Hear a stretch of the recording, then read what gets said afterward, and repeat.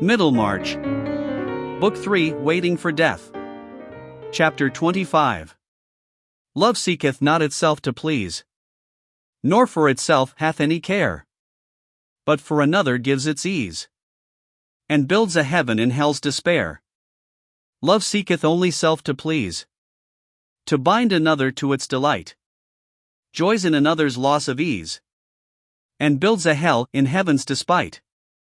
W. E. Blake, Songs of Experience. Fred Vincy wanted to arrive at Stonecourt when Mary could not expect him, and when his uncle was not downstairs. In that case she might be sitting alone in the wainscoted parlor. He left his horse in the yard to avoid making a noise on the gravel in front, and entered the parlor without other notice than the noise of the door handle. Mary was in her usual corner, laughing over Mrs. Piazzi's recollections of Johnson, and looked up with the fun still in her face. It gradually faded as she saw Fred approach her without speaking, and stand before her with his elbow on the mantelpiece, looking ill. She too was silent, only raising her eyes to him inquiringly. "Mary," he began, "I am a good-for-nothing blackguard." "I should think one of those epithets would do at a time," said Mary, trying to smile, but feeling alarmed. "I know you will never think well of me any more. You will think me a liar. You will think me dishonest. You will think I didn't care for you, or your father and mother. You always do make the worst of me, I know. I cannot deny that I shall think all that of you, Fred, if you give me good reasons. But please to tell me at once what you have done. I would rather know the painful truth than imagine it. I owed money, £160. I asked your father to put his name to a bill. I thought it would not signify to him. I made sure of paying the money myself, and I have tried as hard as I could. And now, I have been so unlucky a horse has turned out badly, I can only pay £50. And I can't ask my father for the money, he would not give me a farthing. And my uncle gave me 100 a little while ago. So what can I do? And now your father has no ready money to spare, and your mother will have to pay away her £92 that she has saved, and she says your savings must go too. You see what a... Oh, poor mother, poor father, said Mary, her eyes filling with tears, and a little sob rising which she tried to repress. She looked straight before her and took no notice of Fred, all the consequences at home becoming present to her. He too remained silent for some moments, feeling more miserable than ever. I wouldn't have hurt you for the world, Mary, he said at last. You can never forgive me.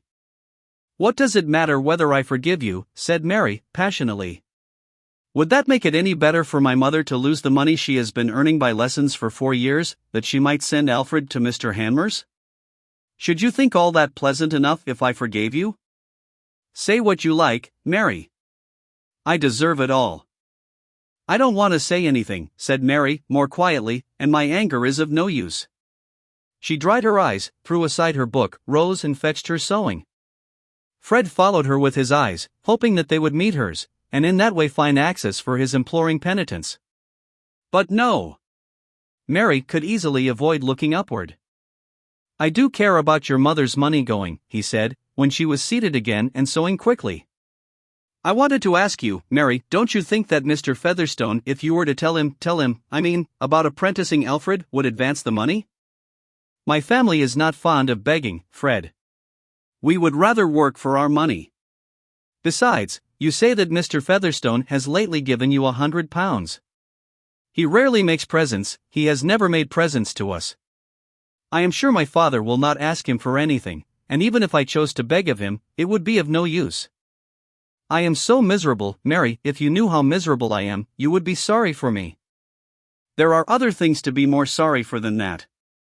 But selfish people always think their own discomfort of more importance than anything else in the world. I see enough of that every day.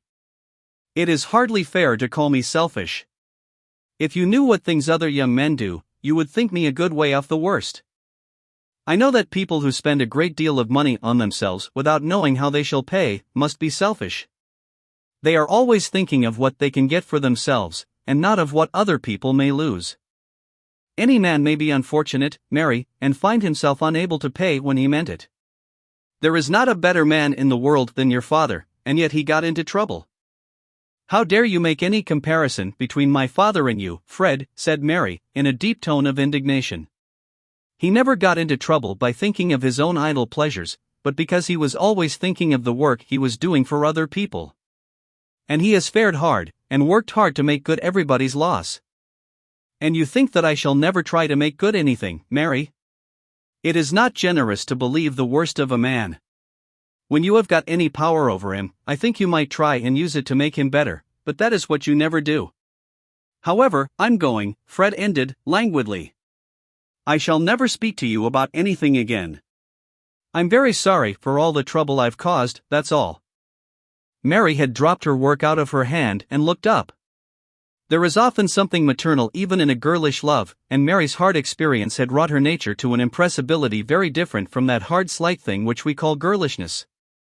At Fred's last words she felt an instantaneous pang, something like what a mother feels at the imagined sobs or cries of her naughty truant child, which may lose itself and get harm. And when, looking up, her eyes met his dull despairing glance, her pity for him surmounted her anger and all her other anxieties. "Oh, Fred, how will you look? Sit down a moment. Don't go yet.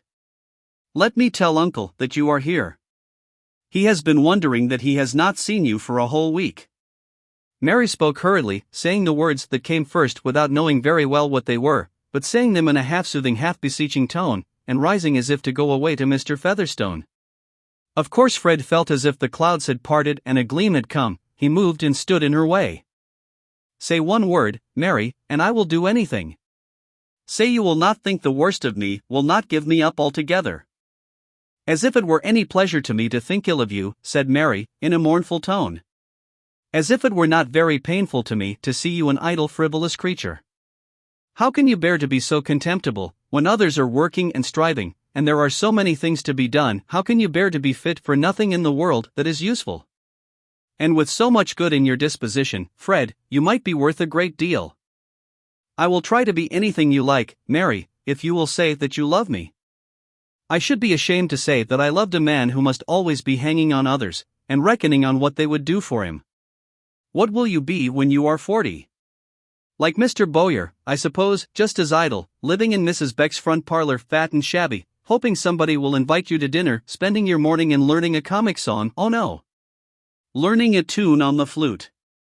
Mary's lips had begun to curl with a smile as soon as she had asked that question about Fred's future. Young souls are mobile, and before she ended, her face had its full illumination of fun. To him it was like the cessation of an ache that Mary could laugh at him, and with a passive sort of smile he tried to reach her hand, but she slipped away quickly towards the door and said, "I shall tell Uncle. You must see him for a moment or two." Fred secretly felt that his future was guaranteed against the fulfillment of Mary's sarcastic prophecies, apart from that anything which he was ready to do if she would define it. He never dared in Mary's presence to approach the subject of his expectations from Mr. Featherstone, and she always ignored them, as if everything depended on himself. But if ever he actually came into the property, she must recognize the change in his position. All this passed through his mind somewhat languidly, before he went up to see his uncle. He stayed but a little while, excusing himself on the ground that he had a cold, and Mary did not reappear before he left the house. But as he rode home, he began to be more conscious of being ill than of being melancholy. When Caleb Garth arrived at Stone Court soon after dusk, Mary was not surprised, although he seldom had leisure for paying her a visit, and was not at all fond of having to talk with Mr. Featherstone. The old man, on the other hand, felt himself ill at ease with a brother-in-law whom he could not annoy, who did not mind about being considered poor, had nothing to ask of him, and understood all kinds of farming and mining business better than he did. But Mary had felt sure that her parents would want to see her, and if her father had not come, she would have obtained leave to go home for an hour or two the next day. After discussing prices during tea with Mr. Featherstone, Caleb rose to bid him goodbye, and said, "I want to speak to you, Mary." She took a candle into another large parlor, where there was no fire, and setting down the feeble light on the dark mahogany table, turned round to her father, and putting her arms round his neck kissed him with childish kisses which he delighted in, the expression of his large brows softening as the expression of a great beautiful dog softens when it is caressed. Mary was his favorite child, and whatever Susan might say, and right as she was on all other subjects, Caleb thought it natural that Fred or anyone else should think Mary more lovable than other girls. I've got something to tell you, my dear, said Caleb in his hesitating way. No very good news, but then it might be worse. About money, father? I think I know what it is. How can that be? You see, I've been a bit of a fool again, and put my name to a bill, and now it comes to paying, and your mother has got to part with her savings. That's the worst of it, and even they won't quite make things even. We wanted £110, your mother has 92, and I have none to spare in the bank, and she thinks that you have some savings. Oh yes, I have more than £24. I thought you would come, father, so I put it in my bag. See? Beautiful white notes and gold. Mary took out the folded money from her reticule and put it into her father's hand. Well, but how? We only want 18 here, put the rest back, child. But how did you know about it? Said Caleb, who, in his unconquerable indifference to money, was beginning to be chiefly concerned about the relation the affair might have to Mary's affections. Fred told me this morning. Ah. Did he come on purpose? Yes, I think so. He was a good deal distressed. I'm afraid Fred is not to be trusted, Mary, said the father, with hesitating tenderness. He means better than he acts, perhaps. But I should think it a pity for anybody's happiness to be wrapped up in him, and so would your mother.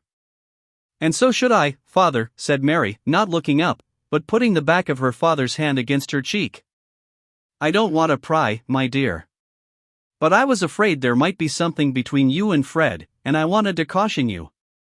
You see, Mary, here Caleb's voice became more tender. He had been pushing his hat about on the table and looking at it, but finally he turned his eyes on his daughter. A woman, let her be as good as she may, has got to put up with the life her husband makes for her. Your mother has had to put up with a good deal, because of me. Mary turned the back of her father's hand to her lips and smiled at him. Well, nobody's perfect. But here Mr. Garth shook his head to help out the inadequacy of words. What I am thinking of is what it must be for a wife when she's never sure of her husband, when he hasn't got a principle in him to make him more afraid of doing the wrong thing by others than of getting his own toes pinched. That's the long and the short of it, Mary. Young folks may get fond of each other before they know what life is, and they may think it all holiday if they can only get together, but it soon turns into working day, my dear. However, you have more sense than most, and you haven't been kept in cotton wool. There may be no occasion for me to say this, but a father trembles for his daughter, and you are all by yourself here. Don't fear for me, father, said Mary, gravely meeting her father's eyes. Fred has always been very good to me. He is kind-hearted and affectionate, and not false, I think, with all his self-indulgence. But I will never engage myself to one who has no manly independence, and who goes on loitering away his time on the chance that others will provide for him. You and my mother have taught me too much pride for that. That's right. Then I am easy, said Mr. Garth, taking up his hat. But it's hard to run away with your earnings, child. Father, said Mary, in her deepest tone of remonstrance. Take pocketfuls of love, besides to them all at home, was her last word before he closed the outer door on himself. I suppose your father wanted your earnings, said old Mr. Featherstone, with his usual power of unpleasant surmise, when Mary returned to him. He makes but a tight fit, I reckon. You're of age now, you ought to be saving for yourself. I consider my father and mother the best part of myself, sir, said Mary, coldly. Mr. Featherstone grunted. He could not deny that an ordinary sort of girl like her might be expected to be useful, so he thought of another rejoinder, disagreeable enough to be always apropos. If Fred Vincy comes tomorrow, now, don't you keep him chattering, let him come up to me.